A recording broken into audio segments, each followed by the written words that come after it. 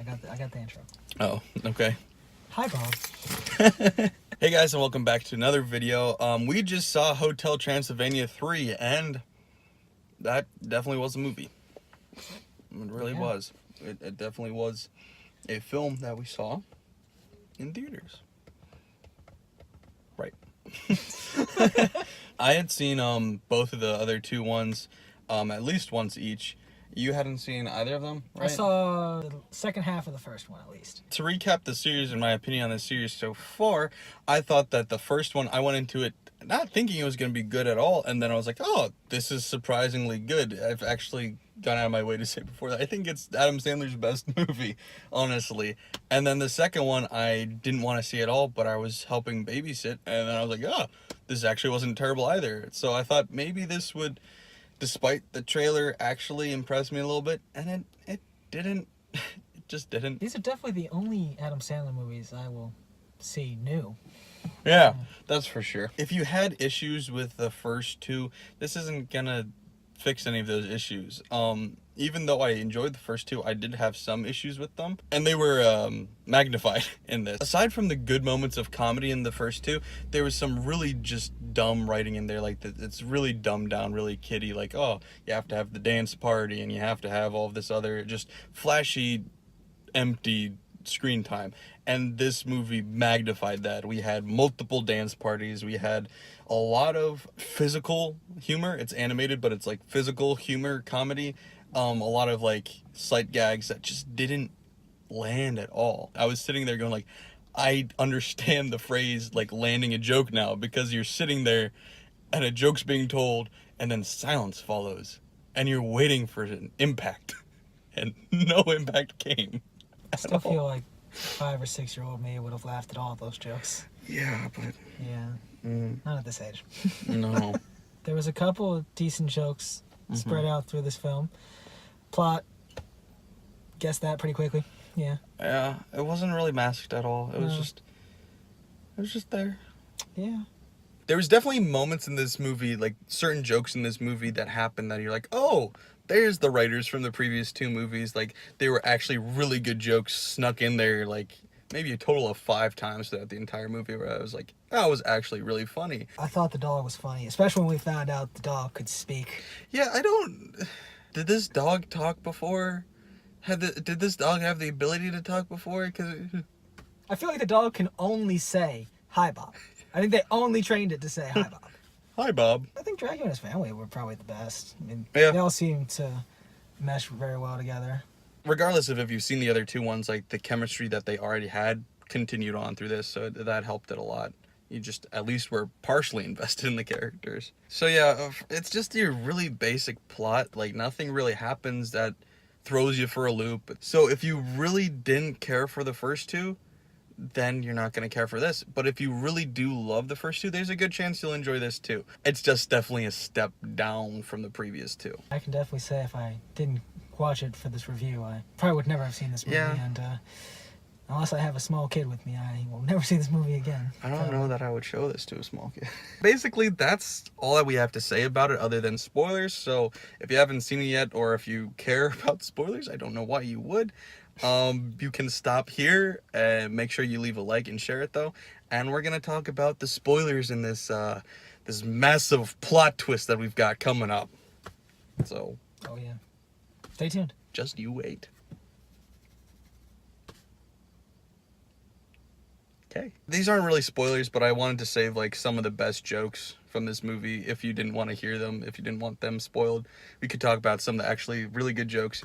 My favorite part in this entire movie was they've got a plane ride to get to the boat, and the plane is completely run, piloted, organized by gremlins, and like the gremlins from the Gremlins movie, and it's hilarious. So you've got pilot gremlins just doing exactly what you would expect them to, and then the hostesses. It's actually genuinely funny. It really made me is laugh, yeah. One of, if not the best part. Love it when they're crashing, and she's like, "What are you gonna do this weekend?" Wife and kids. Yeah, straight on nosedive, like, oh, I've got to take the kids to soccer. Oh, no, it's usual. The hostesses are purposely hitting everybody with the carts as they're passing by. Oh, and when they're like in a straight nosedive, you still got the hostess pushing the cart, going, snacks, drinks. Can I take your bag for you? Throws it out the window. Oh gosh, if cabin pressure drops, oxygen will be dropped. It's just a gremlin drops down, starts giving you mouth to mouth. See, that was actually good writing. I enjoyed that. So with the ending is exactly what you would expect it to be with the whole dance party thing, but it was done actually well, I thought. I loved every song choice by the son. In case you haven't seen it yet, the whole time Van Helsing is going after Van Helsing's the bad guy. Yeah, I will say I knew she was going to be bad for a time at least. I did not know he was coming back. Yeah, didn't know, but I didn't care. Yeah. But anyway, so the whole time Van Helsing's going after something that's going to be able to make him defeat all the monsters. Apparently that's just some music notes that you play that then controls the Kraken, like hypnotizes him. So he's playing his music to make the Kraken kill all the monsters, but then they combat against him by having Johnny DJ and play his music, and so he has to play some good vibes. And every song choice, you're just sitting there going like, what are they going to play? Like, how are they going to top that? And every choice was brilliant. Every choice was, I didn't see any of the songs coming, and they were all great choices. They all made me laugh. Each time that they played a new song, I was laughing. That was genuinely funny. It really was. Okay. Apparently Joe Jonas was the Kraken. Did he say anything? He probably made some noises, like some grunts or something, or...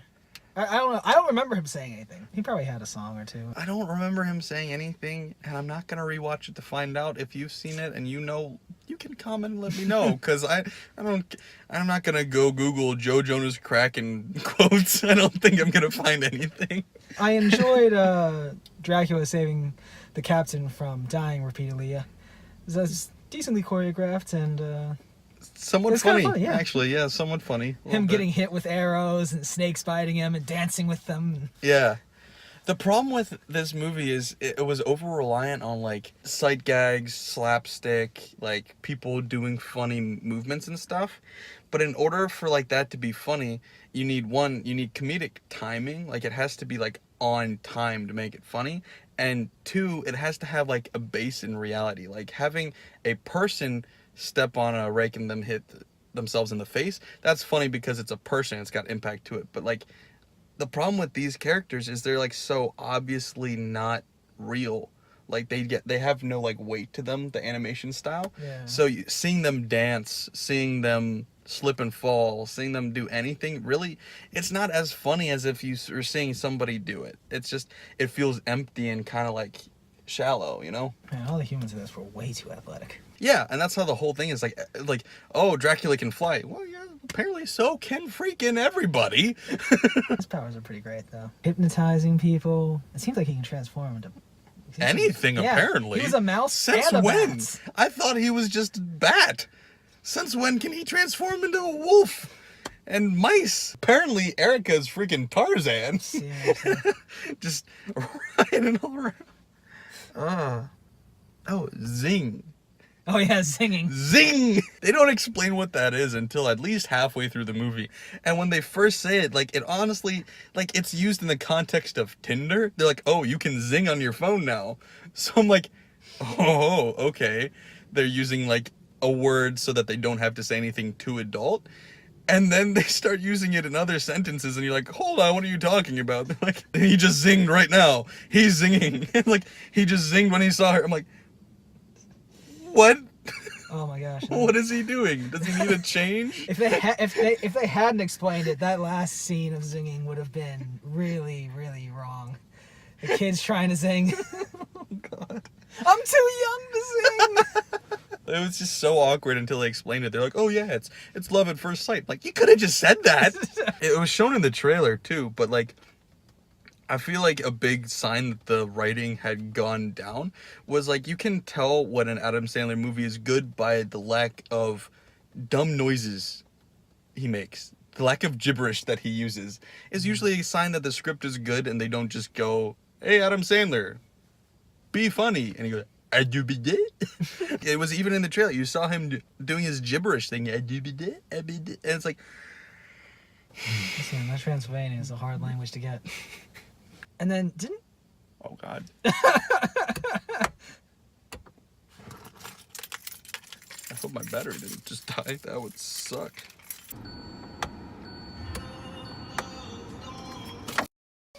Okay. I thought the acting in general was good, but yeah, there was just a very harsh lack of things to say. They were obviously just grasping at straws with the majority of these jokes, going like, honestly, probably there wasn't anything written down. They were just trying to be funny in the booth, and they're like, well, that wasn't funny, but I don't feel like doing a second take, so that's what you got.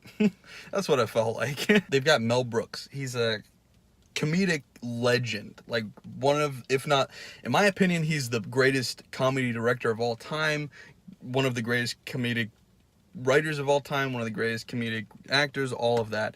And you've got him playing Dracula's dad. You had him playing him in the other two movies. And in this one, I don't really remember what he said in the previous ones, like if he had any good jokes or not. But in this one, you have him reduced to primarily situational humor, where he's just, the character's doing stuff, but he's not saying anything. So it's not really him being funny, it's just the animators trying to be funny. The only line I remember him saying was, they go underwater to look at a volcano that's erupting underwater. And then they come back up and he gets on the ship and he goes, man, that volcano was hot. I'm like, imagine paying one of the greatest comedians of all time to say, man, that volcano was hot. But they gave him another line saying that they should have taken a train instead of a plane. And, man, Nefertiti. Like, he's one of the greatest comedians of all time. He's not saying any jokes. Man, that plan to kill Dracula was just so convoluted, man. She had him alone so many times. She pulled out a stake, stabbed him in the heart. It's over. When she ended up falling for him, there was no reason to yet. Like, they give reason later, but the first time she starts to zing, she's sitting in her little mini sub, staring at him swimming, and goes, oh, what a cute family. I don't want to kill him anymore. And you're like, no, she seems like she's like jealous of her family life versus their family life.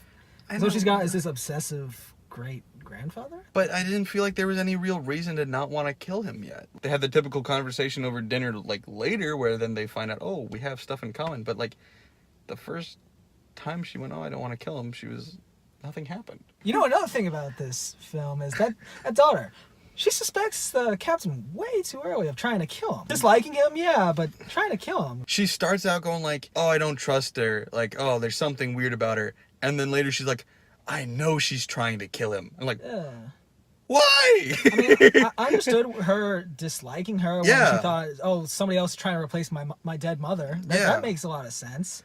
And then the whole garlic guacamole, that seemed odd, but it seems like they both have the same reaction to garlic. Yeah, it's not deadly at all. It's not an attempt at killing him. Well, it was, but it was a really bad one. And indigestion, oh no. There was no reason to think that she was trying to kill him. Yeah. That came out of nowhere and was baseless. It's like she read the script or something. That's what I'm saying. Like, the whole plot is like really just like cookie cutter, like A, B, C, we're done. We're getting out of here. We're done. We had a week to film this and we're done. No rewrites, no re-recordings, just record it and get out. So yeah, this movie is passable in every way. But you know what?